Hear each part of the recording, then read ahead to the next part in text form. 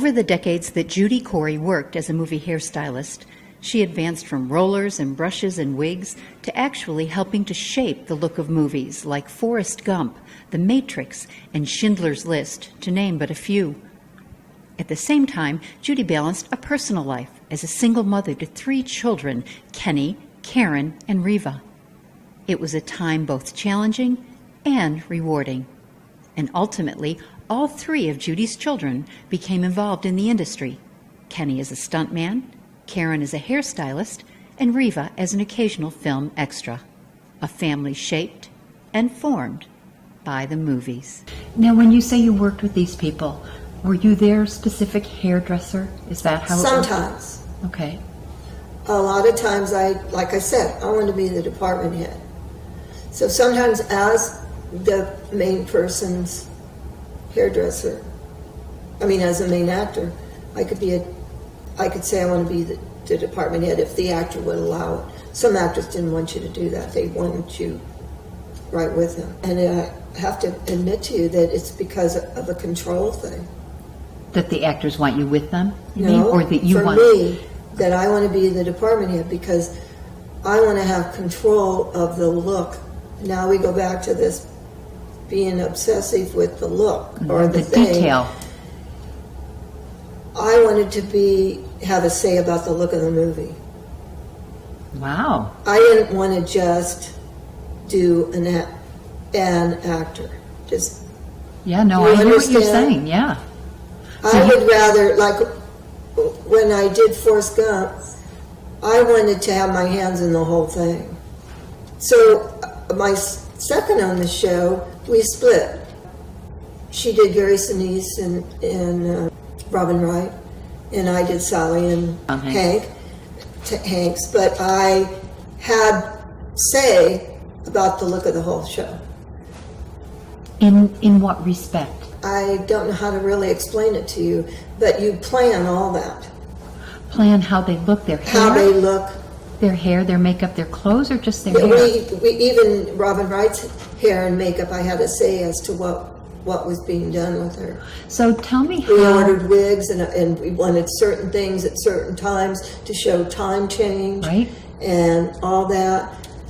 So I guess it was a control thing with me, that I liked being the department head as well as doing 1 or 2 of the main actors. So how do you, other than the fact that you lived through a lot of this time, how do you determine, all right, this hairstyle is going to define that this is the 50s, this hairstyle is going to define that it's the 70s?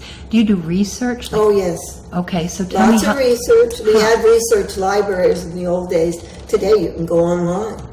So what do you do? Number one, you read the script. And you break the script down. And then you have your actors and who they are and what they play. And then you do, what's their background? What's their backstory? Why are they who they are? How did they get there? That's how I did it. Right. I always try to figure out a backstory for each one of my actors as to why they were the person they were. Because that has a lot to do with the way you do your hair. Well, how? Some people have a tendency to not be in the period, but to still be doing their hair like they did 30 years ago, or 20 years ago, or when they felt most virile. So sometimes you don't do, if you're doing a 70s movie and you have an older character, you don't do their hair in the 70s, you do their hair in 65 or in 60 or 55, because they're still locked into that look. You clearly can imagine things. Well, that's what I liked about my job. I liked doing period pictures and trying to figure out how people should look. And that's what I loved about Steven Spielberg, because he always knew what he wanted his people to look like, but he would listen to you. And you could agree on certain things. And you'd say, what's your concept? What's my concept? After you've come up with characters, and decide. Sometimes the director wanted something you really didn't want, and that's what you had to do, or the actor.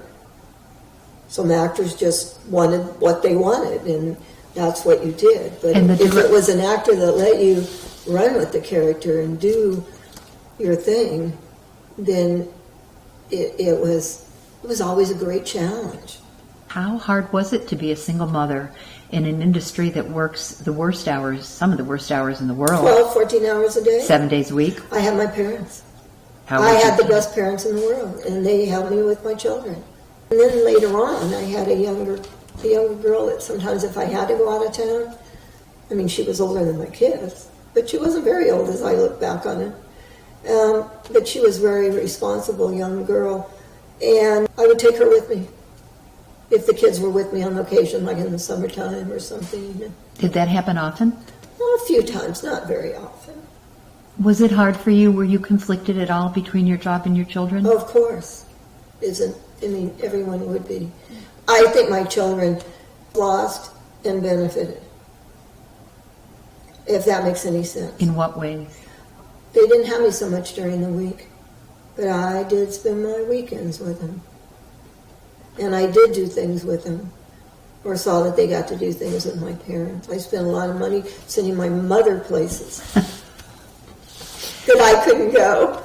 But I think that they had my attention. You know,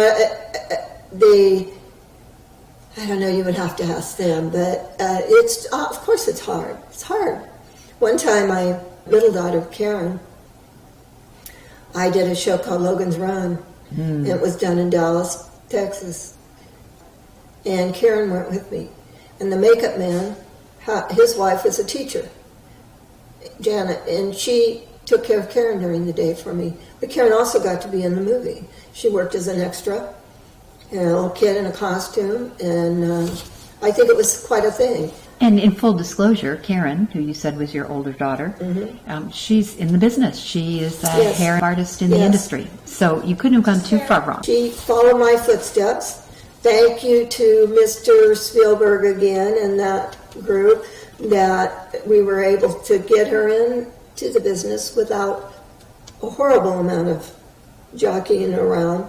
Although she did do quite a bit of independent work before she actually got into the union. And she has chosen mostly to go a different way from me. She worked with a single actress for a considerable length of time, and did, really enjoyed that. We also worked together, and we worked wonderfully. Did you work on particular projects together? Well, we started on one of the Jurassic Parks. That's when she finally got in the union. But yes, she worked for me on a lot of movies. We worked together on a lot of movies. And your younger daughter, Riva, is a world-class baker-caker. Riva didn't want to have anything to do with the motion picture business. Although she was wonderful. She used to work with us sometimes just to make a little extra money when we had lots of extras, because she knew how to run them through and do all that. And she worked on a few pictures with that. She worked on some on Matrix. She worked some on Patch Adams. She worked extra on some films to make money and do things. But she should have been a big singer, but she wanted to be a baker. Baker was her life. And she's made quite a career and had an associated television career. She's been on the camera. Right, she's been on the other side.